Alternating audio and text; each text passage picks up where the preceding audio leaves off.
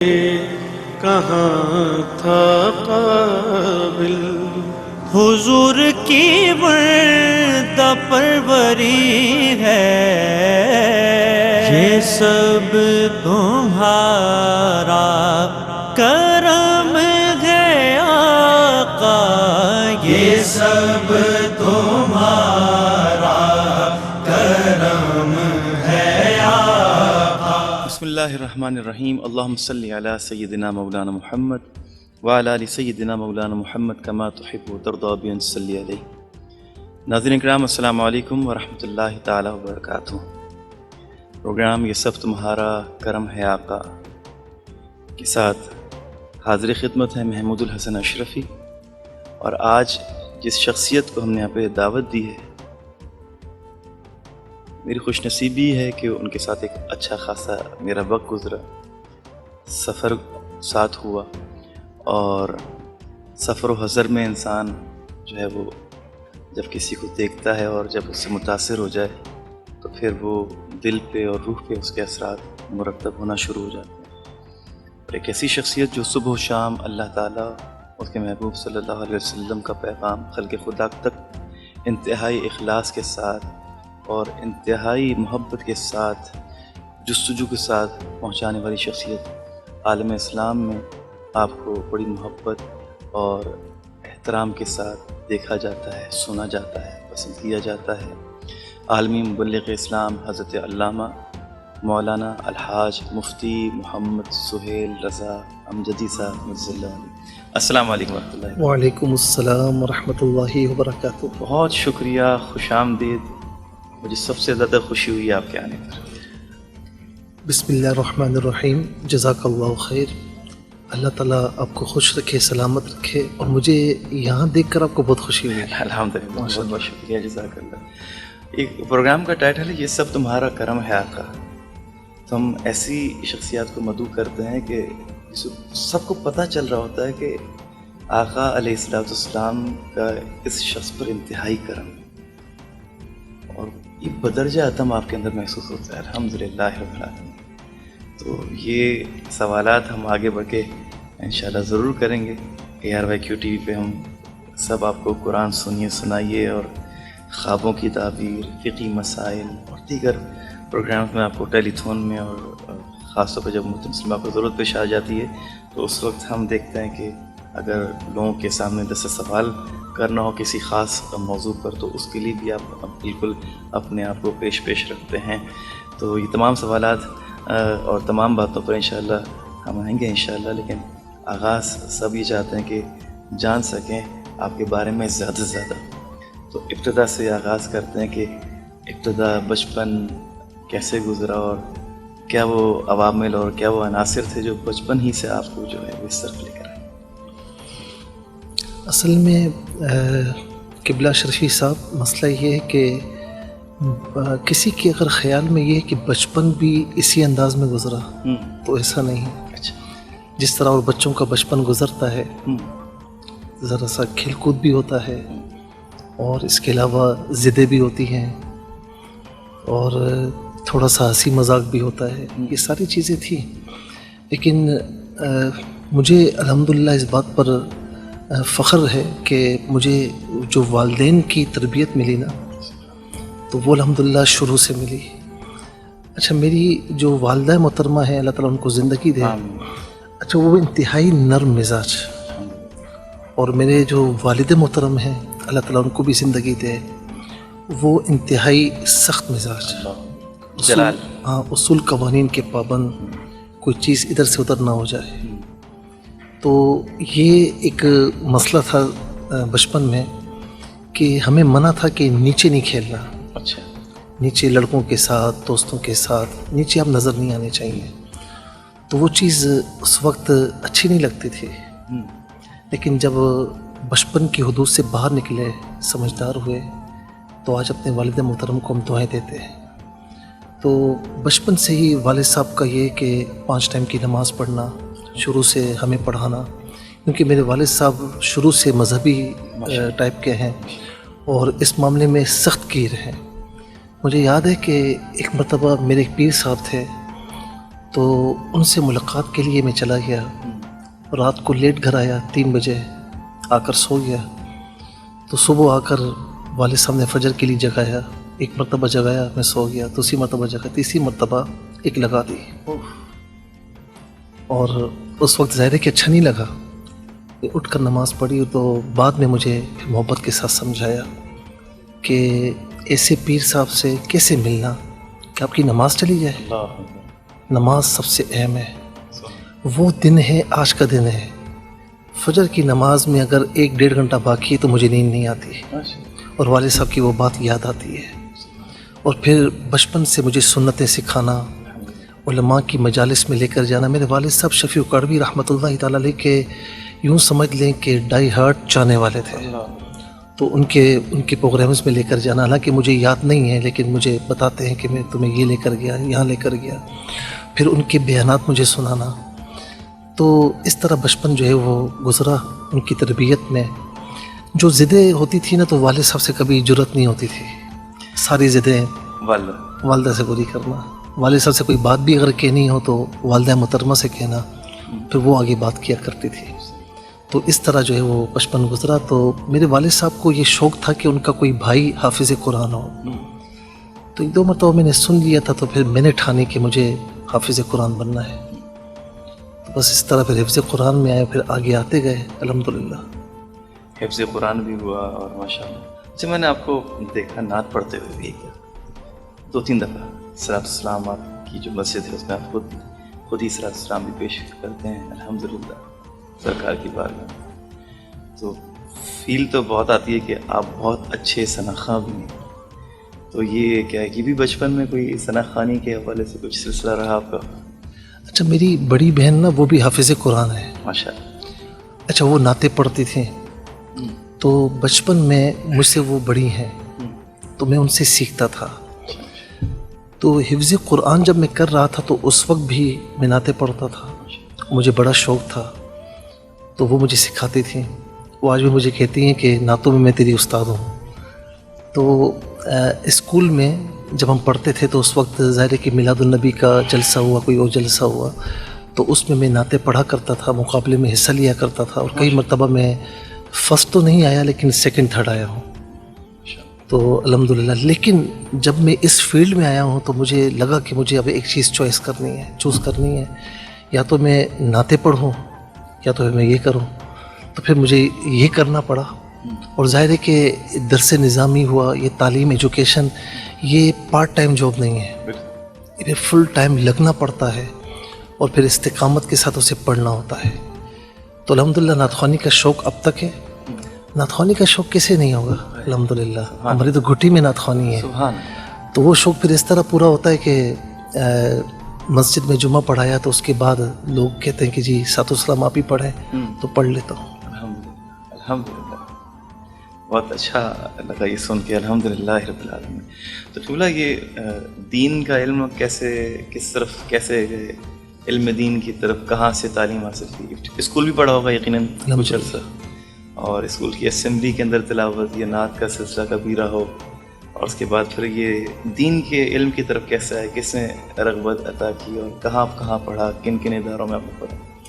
اچھا, حفظ قرآن جب میں نے کیا نا, اور میرا اسکول تھا YMCA سیکنڈری اسکول, جو اس وقت بڑا مشہور تھا اور مشینری اسکول تھا. تو میں وہاں پڑھتا تھا.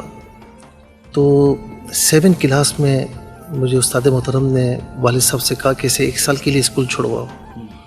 اور تحدیث نعمت کے لیے عرض کر رہا ہوں کہ میں نے 14 مہینے میں قرآن حفظ کیا ماشاءاللہ. تو جو آج تک اس مدرسے میں الحمدللہ ریکارڈ تھا. الحمدللہ. مجھے اس پر وہ نہیں ہے, بس یہ کہ قرآن مجھے یاد ہے, اللہ تعالیٰ نے سینے میں محفوظ کیا ہے, اور میں اس کی یاد دہانی کے لیے جو کچھ میں کر سکتا ہوں میں کرتا ہوں. میں ساری چیزیں چھوڑ دیتا ہوں, قرآن کو ترجیح دیتا ہوں.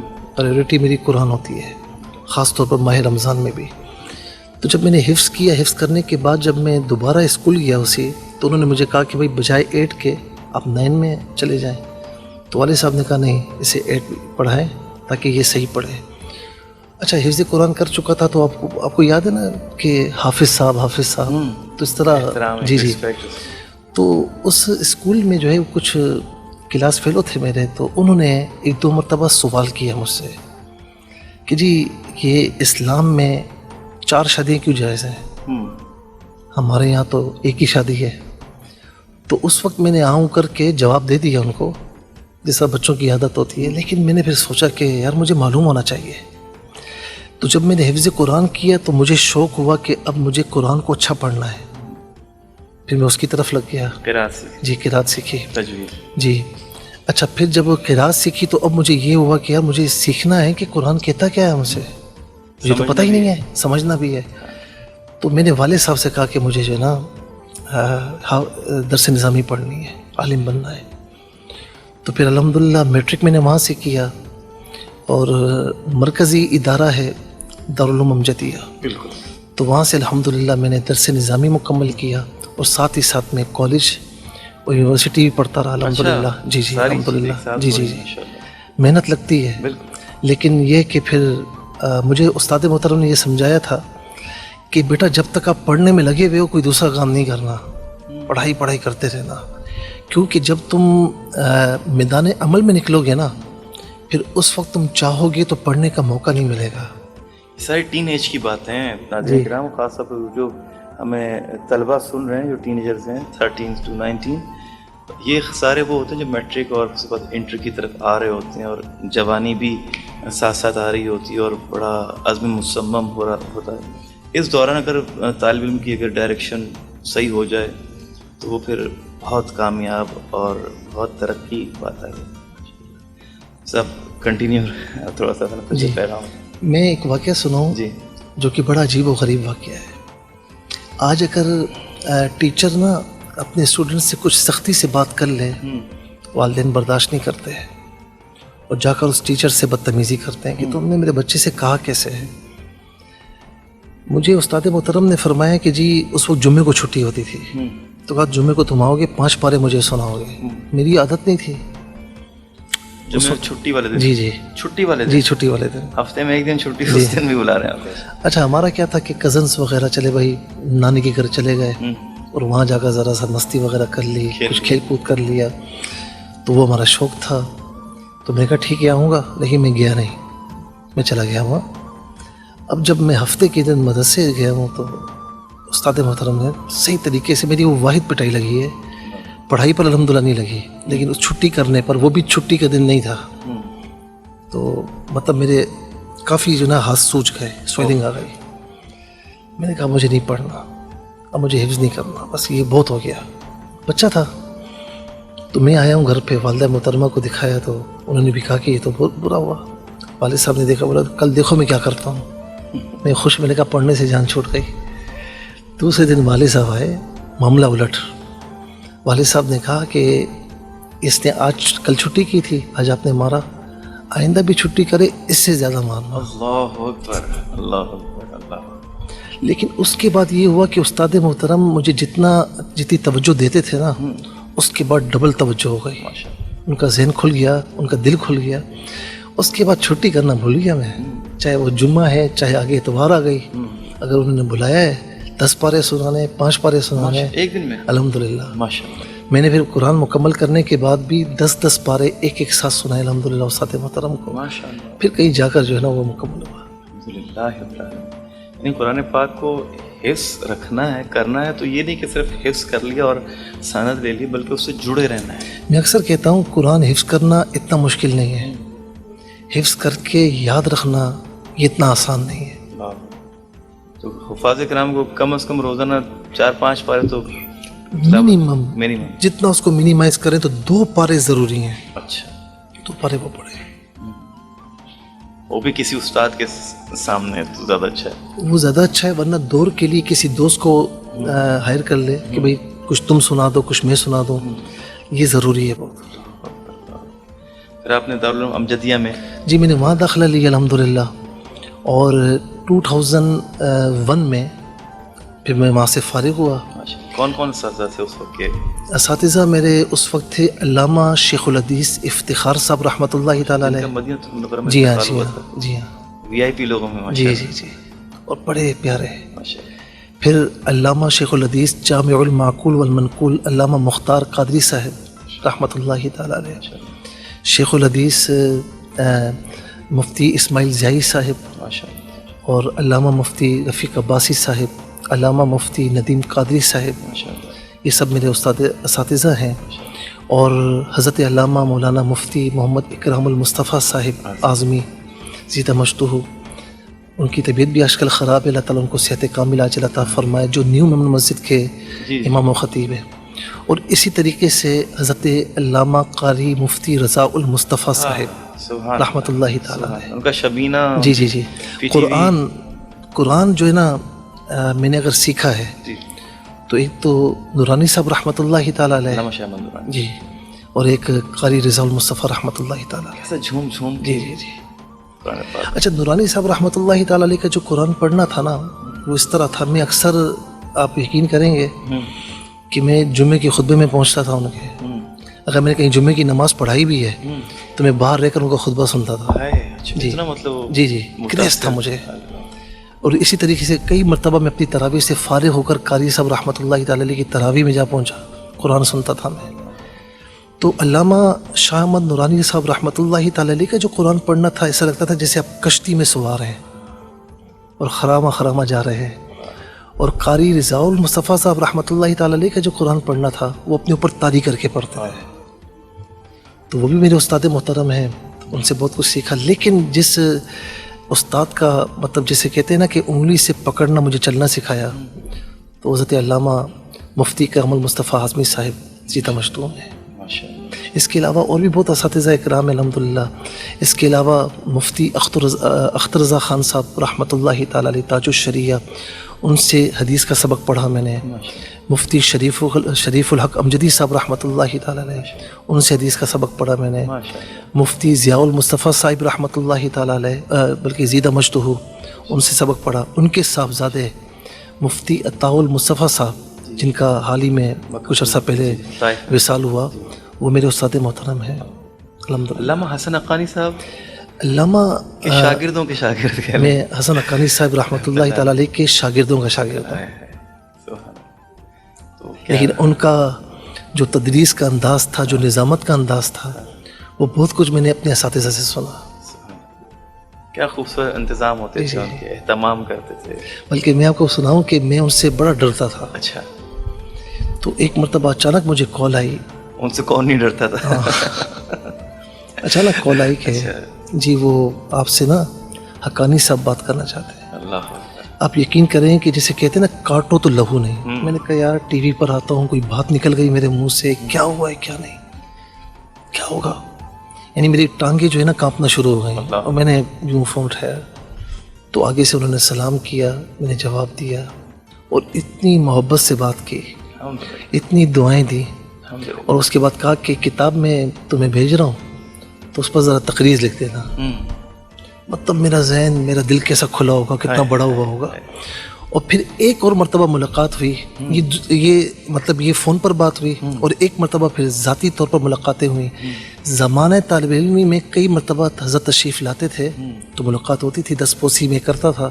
لیکن یہ ملاقات دوسری حیثیت میں تھی تو مجھے بڑا انہوں نے اپریشیٹ کیا اور بڑی دعائیں تھیں. حضرت ماشاء اللہ پوری دنیا میں آپ کے ARYQ TV کی وساست سے، خاص طور پہ جو آپ کا پروگرام ہے قرآن سنیے سنائیے، اس وساست سے میں بھی اور کئی بڑی عمر کے جوان بچے سب آپ کے شاگرد ہیں. قرآن ہم نے آپ سے کافی کچھ سیکھا اس میں پروگرام کے ذریعے سے.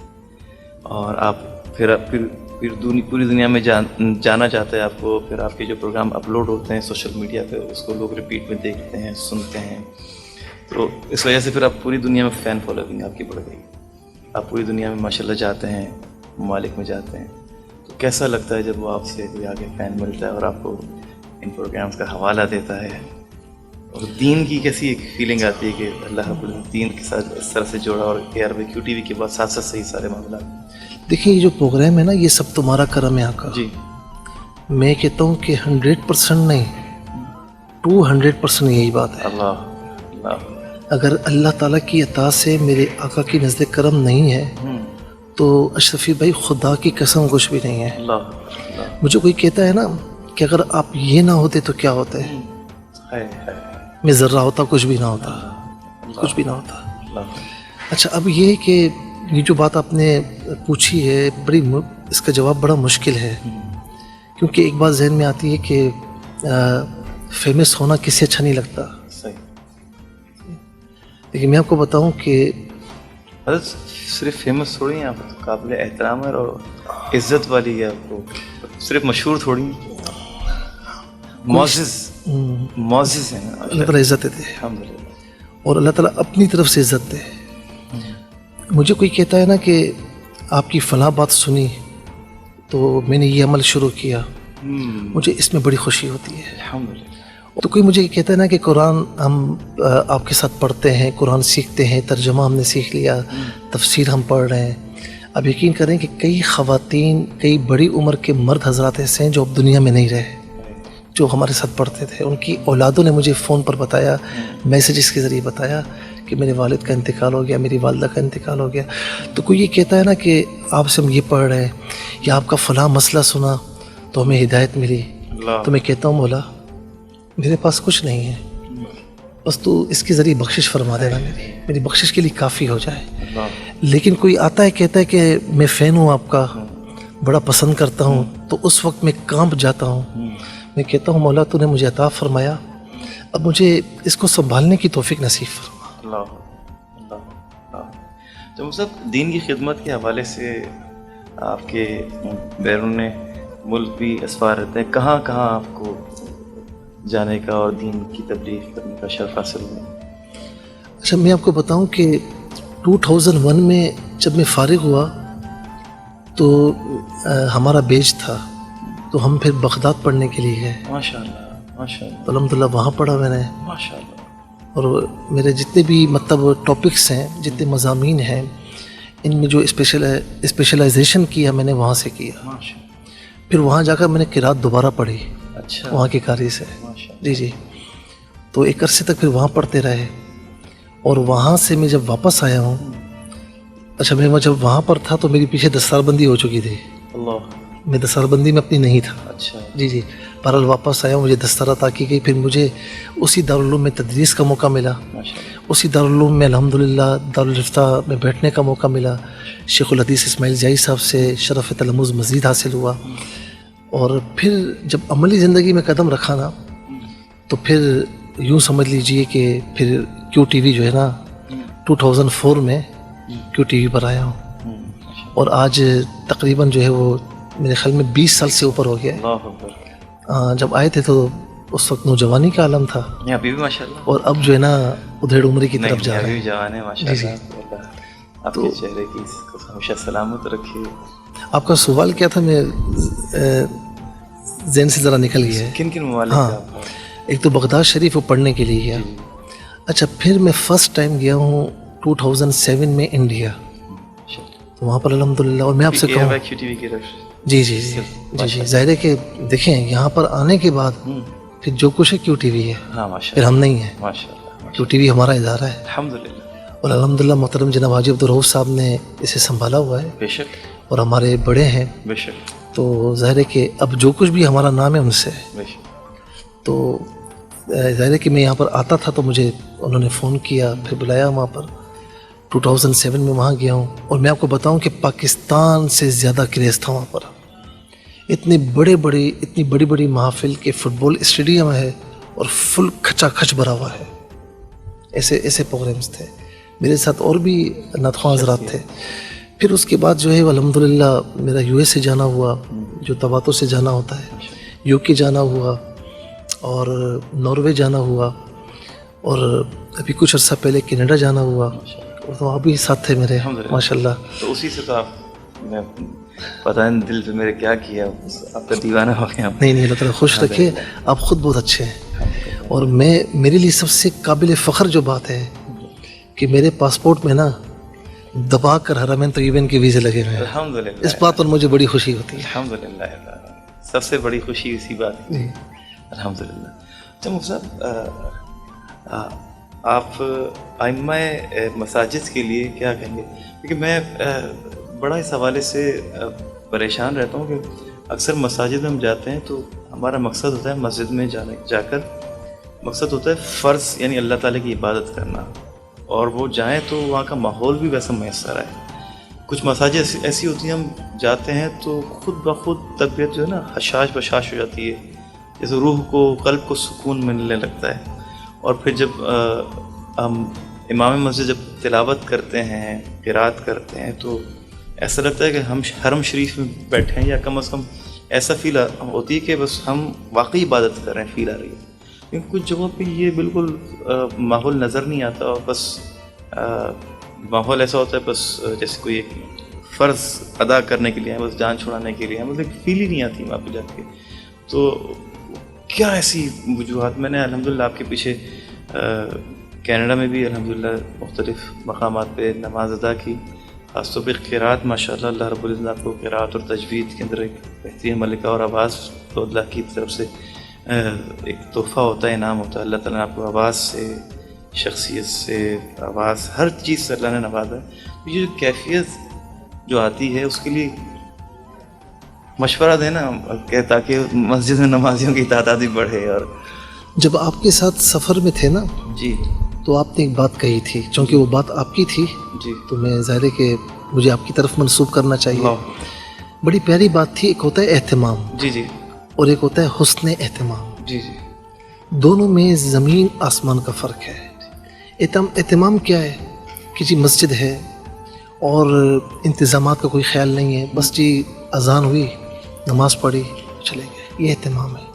حسن اہتمام کیا ہے کہ مسجد میں صفائی کا بندوبست کیا جائے, کچھ خوشبو وغیرہ لگائی جائے, ٹھیک ہے نا, مسجد معطر ہو کہ آنے والا اس میں اچھا فیل کرے, ایک روحانیت فیل کرے.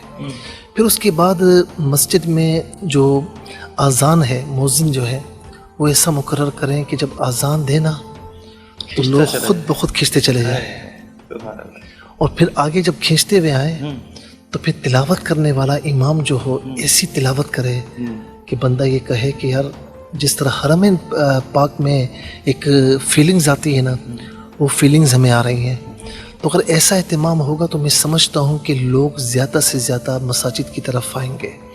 اور اگر تلاوت بھی دیکھیں, قرآن کریم کا ایک معجزہ ہے. کبھی سائنس اس تحقیق تک پہنچے گی, ریسرچ کرتے ہوئے یہاں تک پہنچے گی کہ اس کے الفاظ سمجھ آئے نہ آئے, لیکن اس میں کوئی ایسی لہریں ہیں کہ جو انسانی دلوں میں کھپ جاتی ہیں. دیکھیں نا کہ بعض اوقات سننے والے کو, سامع کو سمجھ نہیں آ رہا ہوتا, لیکن تلاوت کرنے والا جب قاری صحیح طریقے سے پڑھتا ہے وہ خود بخود رونا شروع کر دیتا ہے. یا کوئی جنت کی بات ہو تو خود بخود دل حشاش بشاش ہو جاتا ہے. تو یہ قرآن کا معجزہ ہے, اس کے الفاظ دلوں پر اثر کرتے ہیں. تو میں سمجھتا ہوں کہ اگر ایسا ہو جائے تو بہت بڑا فرق یہاں پر معاشرے میں ہمیں دیکھنے کو مل جائے. دن رات فون آتے ہوں گے اس کا, آپ کو تو یہ مسئلہ بتا دیں, فلاں مسئلہ بتا دیں, کبھی خوابوں کی تعبیر, کسی نے خواب دیکھا رات کو 3 بجے, پریشان ہو گیا, اسی کو کال کر دیا آپ کو, صاحب ابھی یہ خواب دیکھا, کیا کروں, کیسے. اچھا شروع میں نا اتنا محسوس نہیں ہوتا تھا.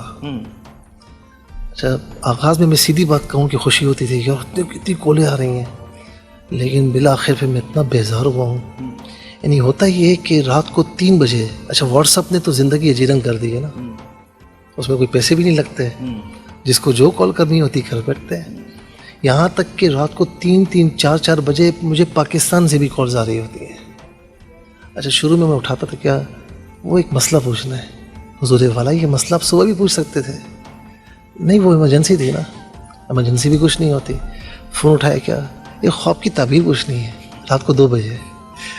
مطلب میری کوئی نجی زندگی نہیں ہے, بچے بھی ہیں, وائف ہے, نجی زندگی ہے. گھر میں کیا ماحول تھا صاحب, وہ مفتی صاحب سمجھ کے, ایک عالم دین سمجھ کے, یا پھر ایک میں آپ کو بتاؤں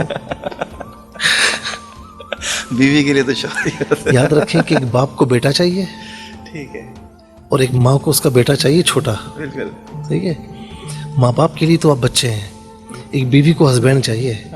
صحیح ہے, چاہے آپ عالم ہوں, ہاں, چاہے کہیں پر بھی ڈاکٹر ہوں, ہوں, چاہے پائلٹ ہوں, ہاں کچھ بھی ہوں. میں ایک جگہ گیا تو انہوں نے مجھے روکنا چاہ رہے تھے. جی جی, ہمارے بہت پیارے دوست ہیں, تو روکنا چاہ رہے تھے. میں چاہ رہا تھا کہ میں گھر واپس چلا جاؤں, کسی اور شہر میں تھا, تو انہوں نے روک لیا مجھے. تو اب گھر سے فون آیا مجھے. اب ظاہر ہے کہ آپ بات کر رہے ہیں تو اگلے بندے کی سمجھ میں آ رہا ہوتا ہے کہ کیا بات ہو رہی ہے. وہ اور میں تھے, تو میں نے کہا کہ وہ آج فلائٹ کینسل ہو گئی ہے تو میں کل آؤں گا. تو انہوں نے مجھے آگے سے کہا کہ آپ نے خود جان بوجھ کر کروائی ہوگی, آپ آنا نہیں چاہ رہے تھے, اب وہ کل ہی آنا تھا, یہ تھا وہ تھا. تو انہوں نے مجھے کہا کیا ہوا, میں خاموش. ظاہر ہے کہ ہاں ایجا نہیں بولن دی. اچھا اتنی دیر میں وہ خوش ہو رہے تھے تھوڑا, ان کو فون آ گیا, جی کہاں پر ہوں, میں فلاں جگہ بیٹھا ہوا ہوں, اب صبح سے نکلے ہوئے ابھی تک آئے نہیں, یہ نہیں آئے وہ نہیں ہے. میں نے کہا اب کیا ہوا, تو انہوں نے کہا جو آپ کے ساتھ ہوا وہ میرے ساتھ ہوا. تو مسئلہ یہ کہ اچھا ہم مسجد میں بیٹھے ہوئے ہیں, کہیں پر بھی پروگرام میں, تو وہ دور بھی گزرا ہے کہ بچوں کے پیمپرز لے آنا, وہ دودھ ناشتہ لے آنا. تو بیوی کو شوہر چاہیے جو اس کے حقوق ادا کرنے والا ہو, جو اس کے ساتھ محبت کرنے والا ہو, اور بچوں کو ایک باپ چاہیے جو ان کے ساتھ کھیلے کودے بھی. تو الحمدللہ میں اب میرے بچوں سے پوچھ سکتے ہیں کہ میں بچوں کے ساتھ کھیلتا بھی ہوں, کرکٹ بھی کھیلتا ہوں, میں فٹ بال بھی ان کے ساتھ کھیلتا ہوں, اور ان کے ساتھ ہنسی مذاق. یہاں تک کہ میری بچی ہے وہ اب تو خیر نہیں کہتی, مجھے کہتی ذرا گھوڑا بنے, مجھے اوپر سوار ہونا. تو بنتے ہیں بھائی, سر جھکا لیتے ہیں. بچوں کے ساتھ بچہ بننا پڑتا ہے. نبی پاک علیہ السلام دیکھیں نا اپنے نواسوں کو جی جی کیسے اٹھائے. جی اللہ گھر پہ بھی سوار تو دیکھ, سواری دیکھو, سواری جی جی جی گھر پہ اگر آپ عالم دین رہے تو گھر چلنے والا نہیں ہے. عالم دین اس اعتبار سے کہ جی یہ وہ نہیں. یعنی ہمیں بھی نعت خواں جائے گھر پہ جا کے نا, نعت خوانی والے جلی بات مطلب جہاں پر آپ کی جو حیثیت ہے اس حیثیت سے رہیں آپ. وقت کیونکہ اب مجھے بہت 2-3 اہم سوال کرنے ہیں اور وقت جو ہے وہ بہت کم رہ گیا ہے ہمارے پاس, تو تھوڑا سا اختصار کے ساتھ ان 2-3 باتوں کا جواب دیجیے گا. حالانکہ یہ اختصار والا نہیں ہے. علماء کرام کی طبیعت میں تھوڑا سا ہمیں عوام کو یہ شکایت رہتی ہے, سخت مزاج ہوتا ہے جنرلی. جو دیکھیں کسی حد تک کچھ نہ کچھ ہے. ایک وقت تھا کہ اصل میں وہ کیا تھا کہ جنریشن گیپ تھا, یعنی ایک نوجوان ہے. اب وہ اس دور میں ہوتا یہ تھا کہ عام طور پر علماء بڑی عمر کے ہوتے تھے, 50-55 سال 60 سال. تو اب ظاہر ہے کہ ایک عالم دین ہے, اس کی کیا کیا کام ہے, مسجد سنبھالنا, یہ سنبھالنا, وہ سنبھالنا, فائنینشلی معاملات, یہ ساری چیزیں. اچھا میں لوگوں کا بھی نہیں پتہ ہوتا نا, لوگ کہتے بس ہم جائیں اور وہ ہنسی مذاق یعنی مسکراتے ہوئے بات کریں. تو وہ تھوڑا سا تھا پہلے گیپ, اور بندے لوگ جھجکتے تھے کہ ہم کیا سوال پوچھیں. لیکن میں آپ سے بات کہوں کہ ARYQ TV نے یہ گیپ ختم کر دیا ہے الحمدللہ. اب لوگ بے دھڑک پوچھتے ہیں. میں پھر بھی کہوں گا کہ بھائی ٹائم کا خیال کیا کریں. ماشاءاللہ. جی جی سبحان اللہ سبحان اللہ. اچھا مفتی صاحب یہ بھی بتائیے کہ میں نے آپ کو دیکھا کہ رمضان المبارک میں آپ نے تراویح بھی پڑھانی ہے, خلاصہ بھی بیان کرنا ہے, اس کے بعد پھر رات کو پھر ARY ڈیجیٹل پہ ٹرانسمیشن کرنی ہے, پھر کچھ حصہ QTV کو بھی دینا ہے, پھر دوبارہ ARY ڈیجیٹل ٹرانسمیشن کرنی ہے, پھر آپ نے فجر کے میں دور بھی کرنا ہے اپنے قرآن پاک کا, پھر ظہر سے آپ کی QTV کے ساتھ جو ہے بینڈنگ شروع ہو جاتی ہے, پھر آپ افطار میں دوبارہ QTV پہ ARY ڈیجیٹل پہ دعا بھی کراتے ہیں, اور پھر دوبارہ سے آپ جو ہے وہ تراویح پڑھانے چلے جاتے ہیں, تراویح پڑھاتے ہیں, پھر وہ مطلب ڈیلی یہ پھر طا کراتے ہیں الگ. کیسے ممکن ہو سکے؟ ہم سوچتے تو پریشان ہو جاتے ہیں. میری وائف جو ہے نا, ان کی بڑی قربانی ہے ماشاءاللہ گھر سنبھالنے کے معاملے میں. میرے خیال سے اس سال آپ نے کوئی افطار گھر پہ نہیں کیا ہوگا. میں نے تقریباً 2011 سے اچھا کوئی افطار گھر پہ, کوئی سحری بھی گھر پہ نہیں کرتا. یہ ہوتا ہے کہ پورے رمضان میں جو چھوٹی بچی ہے نا وہ بہت ضد کرتی ہے, تو پورے رمضان میں 27واں روزہ ہوتا ہے یا 28واں روزہ ہوتا ہے, تو میں یہاں سے مسجد نہیں جاتا, تو میں گھر جاتا ہوں تو ان کے ساتھ کھانا کھا لیتا ہوں. وہ تراویح مکمل ہو چکی ہوتی جی ہے. ہاں, تو گھر جا کے کھانا کھا لیتا ہوں ساتھ. تو انہوں نے افطار روکی بھی ہوتی ہے, افطار کا سامان روکا ہوا ہوتا ہے, تو وہ میرے ساتھ کھاتے ہیں. بس اتنا کہنا چاہوں گا کہ یہ دینی کام نہ ہو تو میں بالکل نہیں کر سکتا, لیکن دینی کام ہے. کہتے ہیں کہ قرآن پاک کا یہ نور ہے جو انسان کو چلا رہا ہو. بالکل ایسا ہی ہے. جو شخص تراویح پڑھاتا ہے, درس قرآن دیتا ہے, تو اللہ تعالیٰ اس کا ہاتھ تھام لیتا ہے. بالکل ایسا ہی ہے. اور بس قرآن ایک بہت بڑی قوت ہے. شرفی بھائی, اور میں نے اس کی بڑی برکتیں دیکھی ہیں. حالانکہ کئی مرتبہ مجھے کہا جاتا ہے کہ جی آپ تراویح یہاں پڑھا لیں, یہ کر لیں, وہ کر لیں. میں نے ٹھانی بھی یہ کہ مجھے گھر کی چھت پر بھی اگر تراویح پڑھنے کا اعزاز ملا, تراویح نہیں چھوڑوں گا, باقی کام چھوڑ سکتا ہوں. الحمدللہ تعالیٰ نے کرم فرمایا کہ قرآن کو میں نے پریورٹی دی, ترجیح دی. اللہ رب العالمین میرے سارے کام یوں فرما دیتا ہے. تو یہ بھی ہو جاتا ہے, کیو ٹی وی بھی, ڈیجیٹل بھی, یہ سارے کام الحمدللہ ہو جاتے ہیں. لیکن یہ ہوتا ہے کہ عید کے دنوں میں نا میں جب سوتا ہوں تو مجھے خواب میں یہ سارا کیو ٹی وی, ڈیجیٹل, تراویح, یہ رہ گیا, وہ رہ گیا. کئی مرتبہ ایسا ہوتا ہے کہ میں شام میں اٹھتا ہوں یوں کر کے اور میں کہتا ہوں میرا پروگرام رہ گیا. ایسا ہوتا ہے. جامع مسجد عید گاہ, تاریخی مسجد, وہاں پہ آپ امام و خطیب ہیں, اور برابر میں سیدنا عالم شاہ بخاری رحمۃ اللہ علیہ کا مزار پر انوار ہے. وہاں کی برکتیں ماشاءاللہ آپ کو مل رہی ہیں, اور پھر وہاں سے لوگ آپ سے فیضیاب ہو رہے ہیں الحمدللہ. اور وہ ایک تاریخی مسجد ہے. قائد محمد علی جناح رحمۃ اللہ علیہ نے وہاں پہ نماز عید ادا کی, نماز عید ادا کی, اور آپ کو اللہ رب العزت نے وہاں پہ اس مسجد کا امام و خطیب رکھا. تو یقیناً یہ اللہ تعالیٰ کی طرف سے بھی خاص کرم نوازی, اور لوگوں کے لیے بھی ایک یقیناً ایک خاص اشارہ ہے کہ آپ سے لوگ خوب فیض حاصل کریں. بس آخر میں اپنے شعبے سے متعلق جو شخصیات ہیں ان کو اور جو باقی عوام الناس کے لیے کوئی پیغام دینا چاہیے. میں یہ میسیج دینا چاہوں گا کہ مسجد کے حوالے سے کہ یہ مسجد بڑی تاریخی مسجد ہے, اور 1947 میں قیام پاکستان کے بعد جو پہلی عید آئی تو قائد اعظم محمد علی جناح رحمۃ اللہ تعالیٰ علیہ نے یہیں پر عید کی نماز عطا فرمائی. اور کتابوں میں یہ لکھا ہے, اور باقاعدہ تصاویر بھی, فوٹوز بھی موجود ہیں. اور حیرت کی بات یہ تھی کہ شاہ عبد العلیم صدیقی رحمۃ اللہ تعالیٰ علیہ مبلغ اسلام وہ تھے, اور قائد اعظم کچھ دیر ہو گئی تھی. تو قائد اعظم نے میسیج دیا کہ لیٹ نہ کریں, ٹائم پر کھڑی کریں. اور قائد اعظم نے وہ عید کی نماز مسجد کے اندر نہیں باہر صحن میں پڑھی. جی جی. اور میں آپ کو بتاؤں کہ یہ وہ مسجد ہے کہ جس پہ امام اسلام امام احمد رضا خان فاضل بریلی رحمۃ اللہ تعالیٰ علیہ بھی تشریف لائے 1906 میں.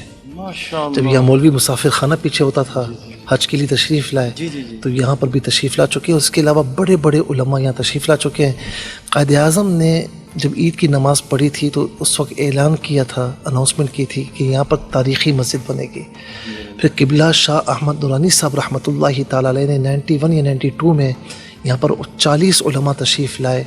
آپ کی سربراہی میں الحمدللہ یہ ہوا, اور میں سمجھتا ہوں کہ ان کی برکتیں ہیں کہ آج یہ مسجد عظیم الشان مسجد نبوی کی طرز پر الحمدللہ تعمیر ہو رہی ہے. اور میں آپ کو بتاؤں کہ یہیں پر الہدایہ اسلامک اکیڈمی للبنین اور للبنات الحمدللہ موجود ہے. قرآن شریف, حفظ و ناظرہ, اور اس کے علاوہ مختلف شارٹ کورسز بھی الحمدللہ ہم کروا رہے ہیں. اور آئندہ درس نظامی پلس دنیاوی ایجوکیشن یہ بھی ہمارے پلان میں شامل ہے. اس وقت تقریباً 650 بچے اور بچیاں الحمدللہ زیر تعلیم ہیں.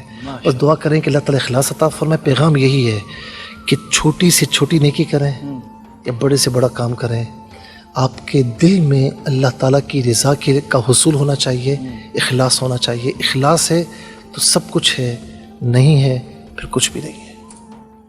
بہت بہت شکریہ. اور میں کوشش کروں گا, اور میری خواہش ہے کہ ایک پروگرام اور بھی مفتی صاحب کے ساتھ انشاءاللہ اسی نہج پہ انشاءاللہ کریں گے. اور اللہ نے چاہا تو بہت جلد مفتی صاحب انشاءاللہ بلا وقت ہمیں عنایت کریں گے. میں آپ کو بتاؤں کہ مجھے خود بھی یہاں پر آ کر کہ بہت خوشی ہوئی, اور آپ نے ماشاءاللہ بڑے بہترین انداز میں مجھے ٹٹولا ہے. اللہ تعالیٰ کو خوش رکھے, کیونکہ آپ کا ایک طرز امتیاز ہے کہ آپ بڑی معصومیت کے ساتھ کام کرتے ہیں. اللہ خوش رہیں, سلامت. ہاں, جزاک اللہ, جزاک اللہ. بہت بہت شکریہ مفتی صاحب آپ کی تشریف آوری کا. مجھے آج بہت دل کو سکون ملا مفتی صاحب کے آنے پر, اور بہت سارے سوالات کیے گئے. مفتی صاحب کی شان میں الفاظ کا چناؤ نہیں کر پایا, لیکن کیونکہ سفر ساتھ رہا تو تھوڑی سی اس کا ایج حاصل کر لیا میں نے اس بات کا, اور تھوڑا سا میں فری ہونے کی کوشش کی مفتی صاحب سے. میں معافی چاہوں گا مفتی صاحب سے کوئی بھی بات میری گراں گزری ہو. اللہ کریم آپ کو سلامت رکھے. ناظرین کرام, انشاءاللہ بہت جلد انشاءاللہ نیکسٹ ایپیسوڈ کے ساتھ آپ کی خدمت میں حاضر ہوں گے. تب تک کے لیے اجازت دیجیے, اور پھر فیڈ بیک دینا مت بھولیے گا. السلام علیکم ورحمۃ اللہ وبرکاتہ. اس قدم کے کہاں تھا قابل، حضور کی بردہ پروری ہے، یہ سب تمہارا کرم